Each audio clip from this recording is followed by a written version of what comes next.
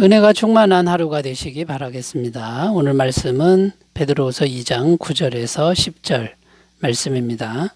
주께서 경건한 자는 시험에서 건지실 줄 아시고 불의한 자는 형벌 아래에 두어 심판날까지 지키시며 특별히 육체를 따라 더러운 정욕 가운데서 행하며 주관하는 일을 멸시하는 자들에게는 형벌할 줄 아시느니라. 이들은 당돌하고 자긍하며 떨지 않고 영광 있는 자들을 비방하거니와. 아멘.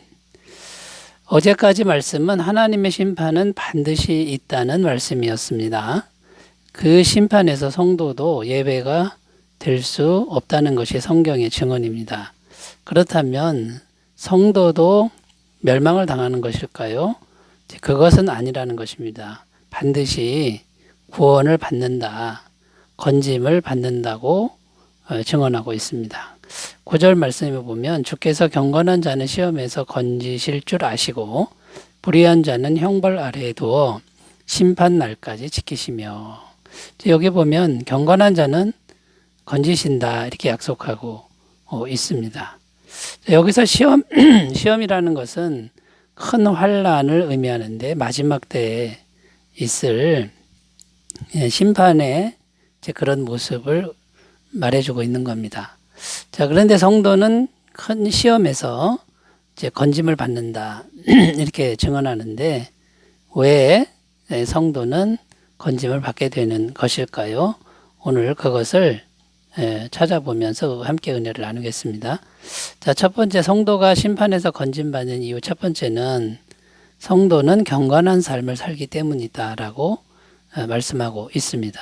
9절에 보면 주께서 경건한 자는 시험에서 건지실 줄 아시고 불의한 자는 형벌 아래에 두어 심판날까지 지키시며 이렇게 기록하는데 건짐받는 이유가 나오는데 경건한 자 이렇게 되어 있습니다. 경건이라고 나오고 있습니다.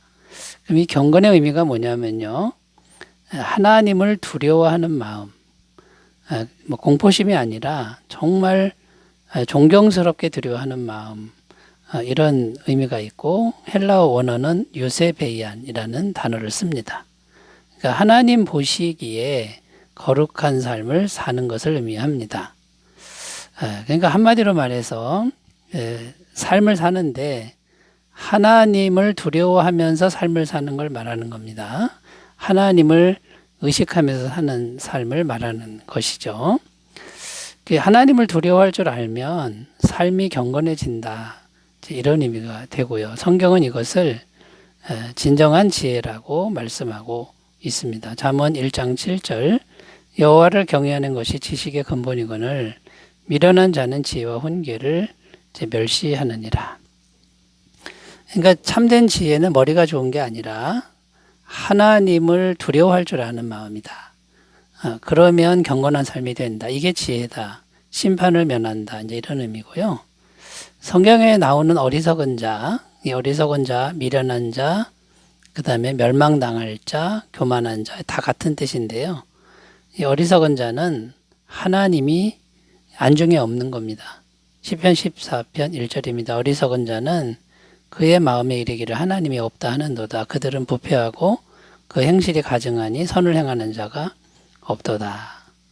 하나님이 없는 사람, 하나님에 대한 두려움이 없게 되고 결국 그 마음은 부패한다 이렇게 되어 있습니다. 그럴 수밖에 없지요. 죄로 물든 내 마음대로 모든 걸 하니 부패하고 썩고 그 다음 더러워지고 멸망할 수밖에 없는 것이죠. 그러니까 성경은 하나님이 없는 마음은 어리석은 마음이요, 미련한 마음, 교만한 마음, 멸망하는 그런 사람이 된다라고 증언하고 있는 겁니다. 성도는 경건한 삶을 살 수밖에 없는데 하나님을 두려워하기 때문에 그렇고요. 경건한 삶의 결과는 엄청난 축복이 약속되어 있습니다. 잠언 22장 4절입니다. 겸손과 여호와를 경외함의 보상은 재물과 영광과 생명이니라. 여기 보면 겸손과 여호와를 경외함의 보상 이렇게 되어 있는데 겸손 곧 여호와를 경외함. 그러니까 원어에 보면 겸손과 여호와를 경외함이 같은 뜻으로 나오고 있는데요. 재물과 영광과 생명을 상으로 받는다. 엄청난 축복이 있다고 약속하고 있는 것이죠. 그러니까 경건한 삶을 사는 성도는 하나님을 두려워하기 때문에 제 복을 받게 되는 거고요. 그러니까 이 경건한 삶은 일상생활을 하는데 하나님이 다 보고 계신다, 이런 생각으로 마음을 먹고 생활하는 걸 의미합니다. 그러니까 마음 중심을 하나님 앞에서 자꾸 비춰보는 그런 삶을 살 수밖에 없다라는 것이죠.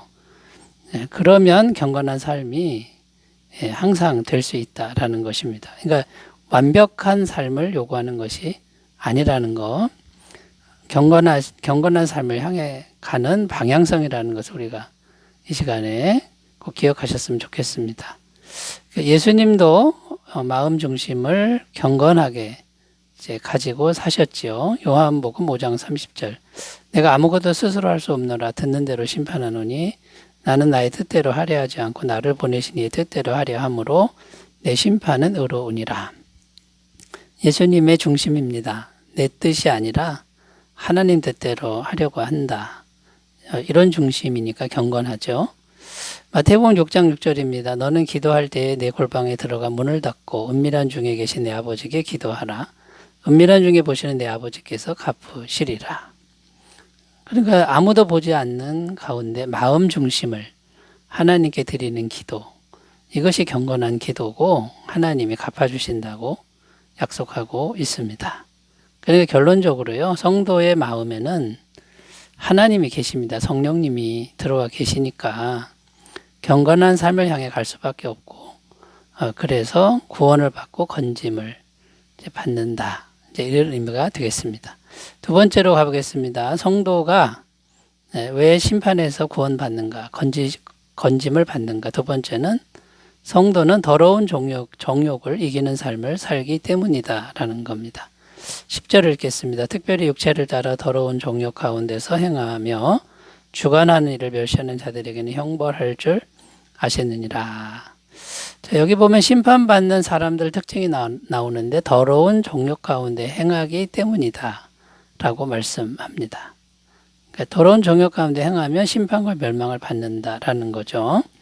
갈라디아서 5장 19절 21절 육체의 일은 분명하니 음행과 더러운 것과 호색과 우상숭배와 주술과 원수 맺는 것과 분쟁과 시기와 분냄과 당짓는 것과 분열함과 이단과 투기와 술 취함과 방탕함과 또 그와 같은 것들이라. 전에 너에게 경계한 것 같이 경계하노니 이런 일을 하는 자들은 하나님의 나라를 유업으로 받지 못할 것이요. 그러니까 천국에 못 들어간다라는 거죠. 더러운 정욕대로 행하면 이런 비참한 결과가 됩니다. 그런데 성도는 이 더러운 정욕 가운데 행할 수가 없다는 겁니다. 왜냐하면 성령님이, 하나님의 영이 성도 안에 계시기 때문인 것이죠. 고린도전서 3장 16절입니다. 너희는 너희가 하나님의 성전인 것과 하나님의 성령이 너희 안에 계시는 것을 알지 못하느냐. 우리가 예수님을 구주로 영접할 때 성령님이 우리 안에 들어와서 우리 속에 계시겠다고 증언하고 있는 겁니다. 그 성령님이 무슨 일을 하시냐면 계속해서 우리 마음의 더러운 정욕과 싸우고 다스리신다라는 것이죠. 갈라디아서 5장 24절 25절 그리스도 예수의 사람들은 육체와 함께 그 정욕과 탐심을 십자가에 못 박았느니라. 만일 우리가 성령으로 살면 또한 성령으로 행할지니. 자, 성령님을 의지해서 살면 정욕과 탐심을 이길 수 있다. 십자가에 못 박을 수 있다. 이제 이런 말씀이 됩니다. 그러니까 성령님을 모시고 살아가는 성도는 완벽할 수는 없습니다만 더러운 정욕과 싸우고 항상 이기는 삶을 살 수 있다.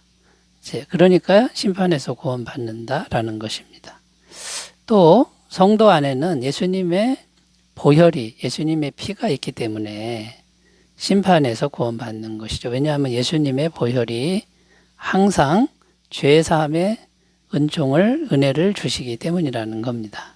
히브리서 9장 13절 14절 염소와 황소의 피와 및 암송아지의 죄를 부정한 자에게 뿌려 그 육체를 정결하게 하여 거룩하게 하거든 하물며 영원하신 성령으로 말미암아 흠없는 자기를 하나님께 드린 그리스도의 피가 어찌 너희 양심을 죽은 행실에서 깨끗하게 하고 살아계신 하나님을 섬기게 하지 못하겠느냐.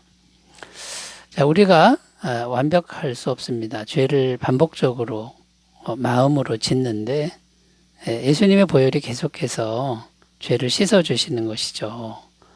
그러니까 심판에서 구원받게 된다라는 것입니다.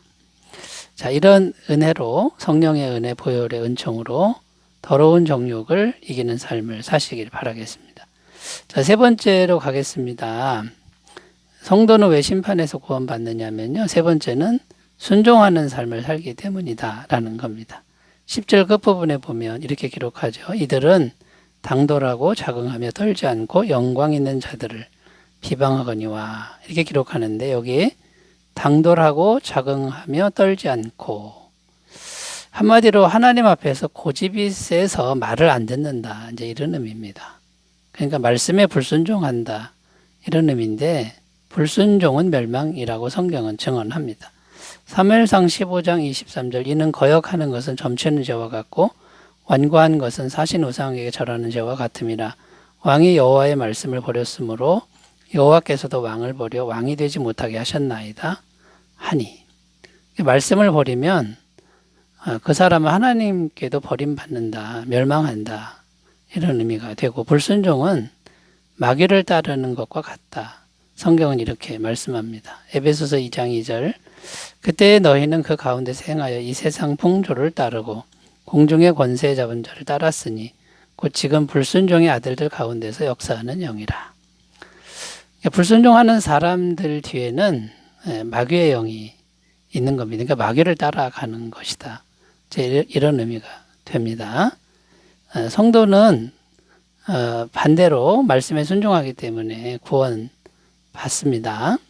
베드로전서 1장 22절 23절 너희가 진리를 순종함으로 너희 영혼을 깨끗하게 하여 거짓이 없이 형제를 사랑하게 이르렀으니 마음으로 뜨겁게 서로 사랑하라. 너희가 거듭난 것은 썩어질 씨로 된 것이 아니요 썩지 아니할 씨로 된 것이니 살아있고 항상 있는 하나님의 말씀으로 되었느니라.